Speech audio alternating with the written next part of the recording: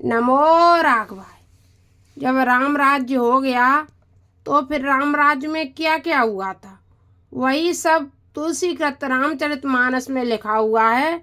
वही हम चौपाइयाँ गाने की कोशिश कर रहे हैं। यदि आपको अच्छी लगे तो आप कमेंट बॉक्स में लिख देना।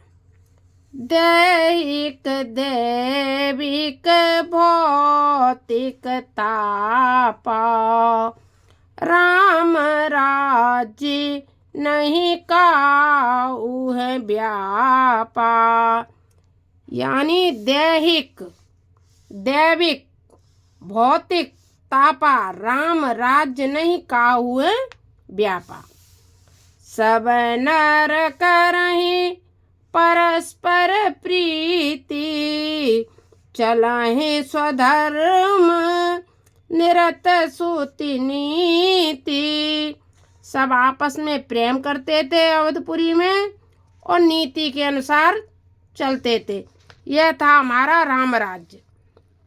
चारे ओ चरण धर्म जग माही, पूरी रहा सपन्यों अगनाई। चारों वर्ण थे वो धर्म अनुसार चलते थे। राम भगति रत नर और नारी, सकल परम गति के अधिकारी। जो कोई भी था वो राम की भक्ति में लीन रहता था।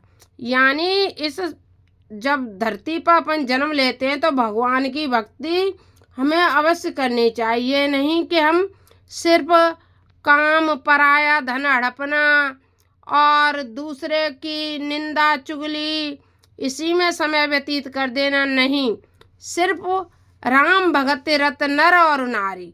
भगवान का जब राज्य आया तो सब भगवान की भक्ति में लगे हुए रहते थे। वो था राम राज्य। अल्प मृत्यु नहीं कवनी हूँ पीरा, सब सुंदर सब बिरज शरीरा। अल्प मृत्यु भी नहीं होती थी। अल्प मृत्यु क्यों नहीं होती थी कि सभी लोग धर्म के अनुसार चलते थे। सभी लोग धर्म के अनुसार चलते थे, इसलिए किसी की अल्प मृत्यु और पीड़ा भी नहीं होती थी। यह थी धर्म की, कहते नहीं है धर्म की जड़ पाताल तक होती है, वही हिसाब था। नहीं दरिद्र को दुखी न दीना, नहीं को अबोध न लक्षण हीना। कोई दरिद्री नहीं था, कोई दुखी नहीं था, नहीं कोई लक्षणहीन था। यानी पागल, जिसे पागल बोल, अरे क्या तुम्हें कुछ लक्षण नहीं है, ऐसा नहीं थे। ना ही कोई दरिद्रता को प्राप्त होता था। क्यों नहीं होता था?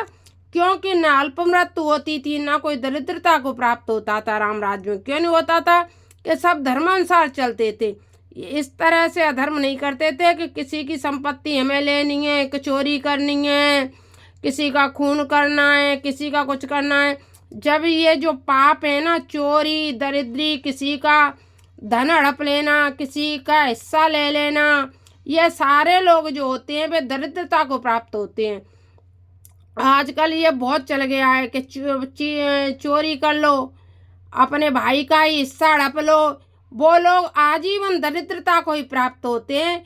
यह कोई कहने वाली बात नहीं है। यह जो तुलसी कृत रामायण में लिखा हुआ है, एक एक चौपाई सत्यता के अनुसार लिखी गई। अबोध न लक्षणहीना, न ऐसे लोगों को पागल मान लो, लक्षणहीनता ही उनके परिवार में रहती है। सब निर्धव सब निधर्व धर्मरत पूरी, नर और नारे चतुर सब गुणी। ऐसी अवधपुरी थी, सर्व धर्मरत पुरी, धर्म के अनुसार चलने वाली पुरी थी। और जहाँ में सभी चतुर और गुणी लोग रहते थे अवधपुरी में। सब गुणज्ञ पंडित सब ज्ञानी, सब कृतज्ञ नहीं कपट सयानी। सब गुणज्ञ थे, सब पंडित थे, सब ज्ञानी थे, सब कृतज्ञ थे। नहीं, सब लोग कपट से दूर रहने वाले लोग थे। सब एक दूसरे से प्रेम करने वाले थे।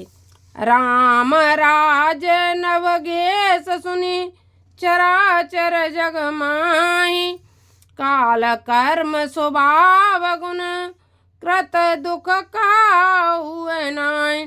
किसी को भी दुख था ही नहीं। ये थी राम राज्य की कल्पना। ये जो 8 चौपाइयाँ थीं वो राम राज्य की थी। आप सबको जैसे भी लगे, यदि इन चौपाइयों के अनुसार आप अपने जीवन को ढालने की कोशिश करेंगे तो हमें विश्वास है कि रामचरित की एक चौपाई ये अनेकों अनेकों मंत्रों के समान होती है। आपके जीवन में किसी प्रकार का कोई कष्ट नहीं आएगा और आप जो राम राज्य की कल्पना हम और आप करते हैं उसमें सहयोगी बनेंगे, यदि आप इन आचरणों के अनुसार चलेंगे। और जब आपको चोरी करनी है, बेईमानी का ही सहारा लेना है, धर्म कर्म कुछ करना ही नहीं है, तो फिर तो आप समझ लो कि आपके लिए क्या होने वाला है। आपके दुखों का पिटारा कोई बंद करने वाला नहीं है, वो तो खुलने ही वाला है। आप दुखों में इतने भरते जाएंगे, इतने भरते जाएंगे, आपके जीवन के दुख कभी समाप्त नहीं होने वाले हैं। नमो राघवाय। जय श्री सीताराम।